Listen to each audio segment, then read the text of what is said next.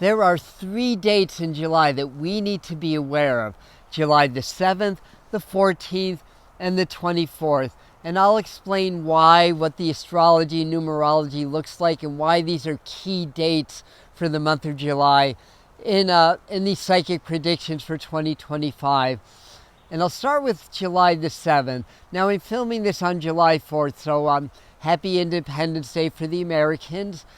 And you may be aware of, well, this video is coming out on July the 5th, so we'll see what happens, but you may be aware of a really chilling prophecy in Japan for a mega tsunami and a mega earthquake to happen on that date by a Japanese prophet, I can't remember her name offhand, who successfully predicted, to the date, mind you, the March 11th, 2011 mega tsunami, mega earthquake that happened that date. Now, I should also preface that by saying that she's had other predictions that didn't verify on those dates. So it's not written in stone. Everything's part of collective consciousness. Timelines can change and alter. And the thing is also to keep in mind is if there's a prophecy on a certain date and a lot of people are expecting it, we can actually manifest that collectively. So we don't want this to be an exercise in predictive programming, but rather not to fear, be aware but not scared, and to send a lot of love and a lot of positive, calming energy to Japan so that that prophecy doesn't come true, basically. But in my opinion, I don't think, I mean, I could be wrong, but I don't think anything specifically is going to happen on the 5th. But as I'm saying that, Spirit's saying, yeah, it might. But whatever the case, I want to talk about July the 7th and then move on to the other dates. So what's happening on July the 7th is the planet Uranus, which is about sudden change, a lot of energy. It's the great awakener of the cosmos in astrological terms. And it can create surprises, evolution, revolution, connecting communities, like consciousness, raising vibration. Very important player, and it's the ruling planet of the sign Aquarius, which is the sign of awakening and evolution. So that is changing signs on the 7th, going from Taurus, an earth sign where the planet Uranus is a little bit bogged down because it's an air planet, into Mercury-ruled Gemini. And vibrationally, Uranus is the higher octave of Mercury. So it's going to really be much more active in the sign Gemini, and we may see immediate changes that happen with that. Now, let me back up a second, because I'm not saying that those 3 dates that there's specifically going to be something major or catastrophic that happens. It's just the energy's going to hit, and sometimes the events happen a little bit later on. But we still need to be aware of those dates. So another very interesting thing that's happening, and it's been happening, is that Uranus is forming the leg of a 3, or actually a 4-planet sextile trine. So at the apex of that, we have Saturn and Neptune, and right around 0 degrees of the sign Aries. That's the world axis. And when you have like 2 outer planets conjunct right on the world axis, and it's also the first sign of new beginnings, it's going to precipitate a lot of changes in the world, both in terms of geology and weather, as well as in terms of the politics and social changes and things like that. Now Uranus, it's going to, again, that just went into Gemini. That's going to enhance the wind, enhance the storms and everything. But then you have Neptune, which is really about dispelling illusions and delusions, as well as being a planet of higher consciousness and intuition and dreams and stuff like that, with very earthy grounding Saturn. So on the other side of that, we have Pluto that just went into Aquarius not too long ago also. So so Saturn and Uranus is at the apex, with Pluto trining on one side, Uranus trining in the other, and then Pluto and Uranus form I'm sorry, let me back up. Uranus and Pluto form a sextile, but the Saturn-Neptune conjunction trines both Uranus and Pluto. All right, we got that right. Thank goodness. Let me dive into my notes for a second. And then right on the world axis, we also have Venus is going to be conjuncting Uranus on the 7th. So that's another goodie. Jupiter at 60 degrees Cancer is also forming a loose square with the Neptune-Saturn conjunction, which is the apex of that. So to put this into perspective, to have all 4 outer planets changing signs within a 2-year period, there's about will happen on average once every 2,500 years or so. But to have them all in a harmonious, favorable aspect at the same time, that we're talking about tens, if not hundreds of thousands of years. This is a change, not just a generational change, because these outer planets are generational in nature. It is a millennial change. In fact, we probably haven't seen anything of this magnitude since Atlantis, so I'm not exaggerating. This is the big shift and the big awakening, and the planets give us a measurable tool of what's going on in the collective fields and collective consciousness. So let me see what else is in my notes here. So Moon will also oppose Uranus. Oh, okay. Moon is opposing something. Gosh, I can't even read my own notes. But the Moon, which is a huge gravitational influencer, is also in an opposition and to Uranus, basically. So that's going to be at about early degree Sagittarius on that date, and then there's so much here. The Uranus, Saturn, Venus are huge. So this is all huge gravitational influences. So astrology, I mean, there's energetic qualities in collective consciousness, but there's also planetary geometry involved with these.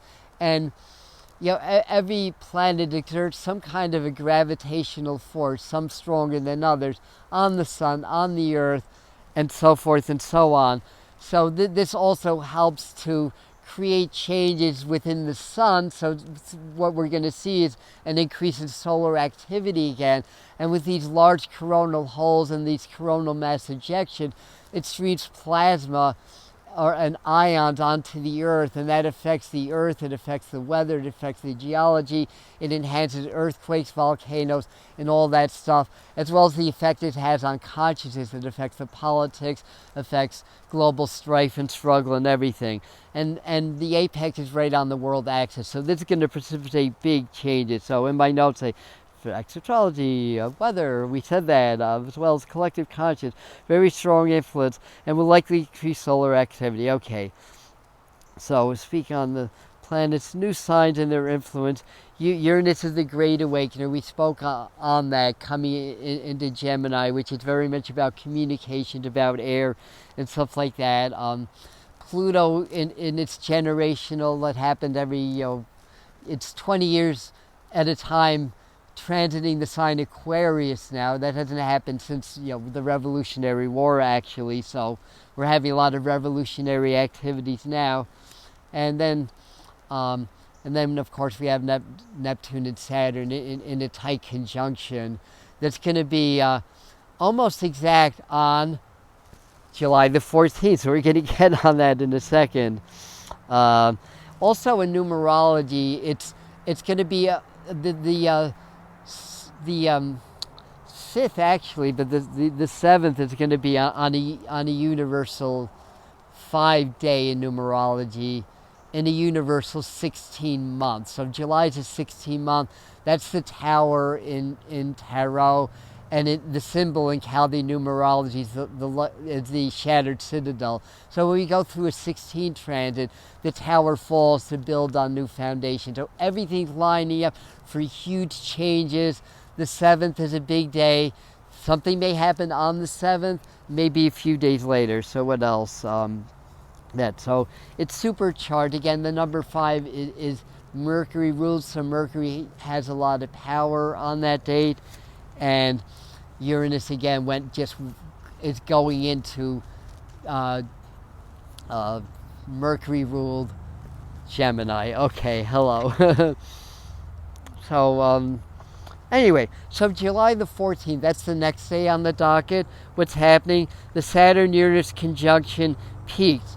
It's going to be exact in early 2026, but it's within about 20 minutes. It's less than a degree apart. That's a really tight conjunction that's going on. Also, the moon's going to be conjuncting Pluto on the 12th, so that influence is going to play in on the 14th and will re-energize it. And Pluto, again, it's transmutation, it's destruction, it's rebuild, and it's all taking place during this universal 60-month. You have Saturn goes retrograde on the 15th, or the 13th, I think. But when Saturn is stationing, Saturn is stronger, and Saturn is about our karma, our lessons. It's about the changes on the earth, the governments. Governments are very Saturnian energy, so there's a lot being hit on that level also, and Moon's going to be opposing Mars as well. So that there's a lot of big astrology going on that day. And the 24th is the new moon at 2 degrees of Leo, which is going to trine that Saturn-Neptune conjunction once again. It's going to re-energize that. And the moon is a huge gravitational influence. The sun and the moon are conjunct during a new moon.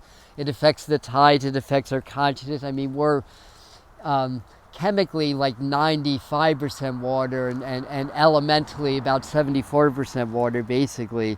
So this aspect, it's going to create like a triple sextile with, or a double sextile with sun and moon trining Saturn and Neptune, basically.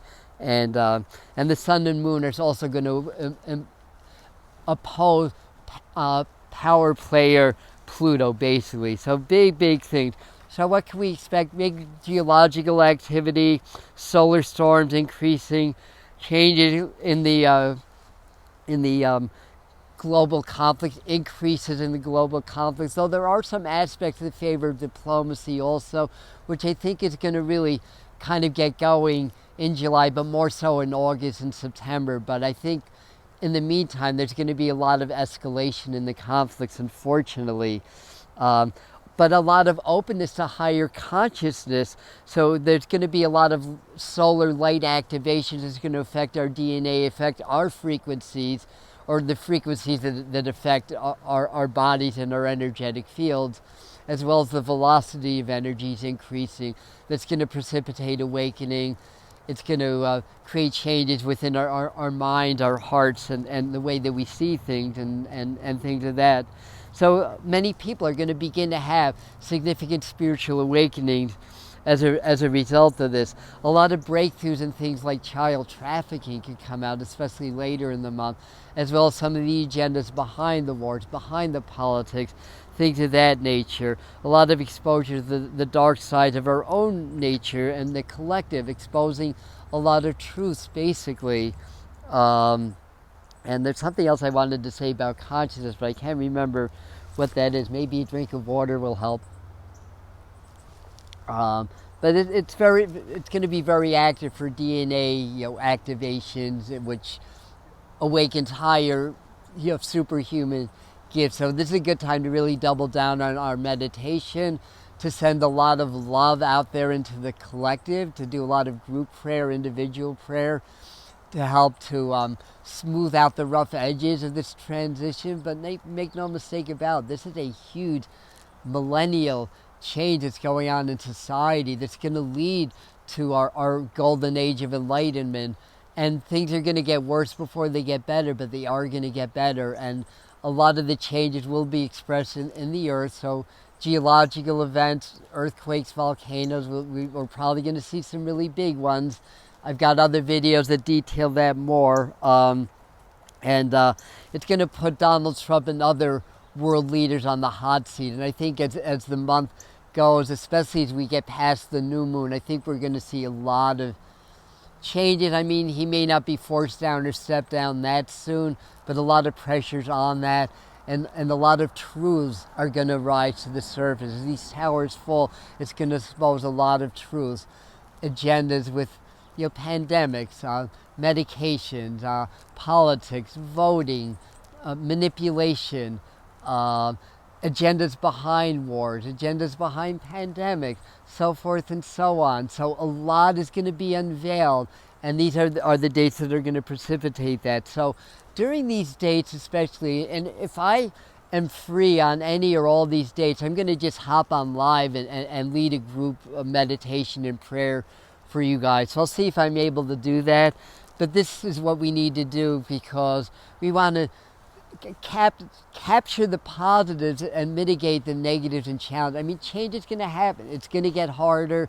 Be prepared, basically. Be prepared to be inconvenienced. You know, what if the power goes out? What if there's an event in your area? You know, all this stuff, but don't be afraid of it. Change is inevitable. In order to ascend, and in order for the old to fall, it's going to be kind of like Custer's last stand, or Lucifer's last stand, however you want to verse that. And also, a lot of breakthroughs in technology and science and UFOs and stuff like that. So I think we're going to see a lot more sightings, a lot more sky anomalies. So, and by the way, there was a new comet that was discovered yesterday. And comets are like those messengers from the cosmos. And when the comets come, they provide new energetic information that gets absorbed into our collective fields. We had another one, you know, last summer and autumn, and then we had the big solar event of October the 10th. And that was actually part of the July psychic forecast, basically. So in short, we're approaching the greatest changes, maybe since Atlantean times. But I have much more specific predictions over here for the summer season of 2025. Over here for July specifically. These are both half-hour long videos, so we deep dive into what to expect, what the specific predictions are, and I hope you found this helpful. I love you. We'll see you in the next video.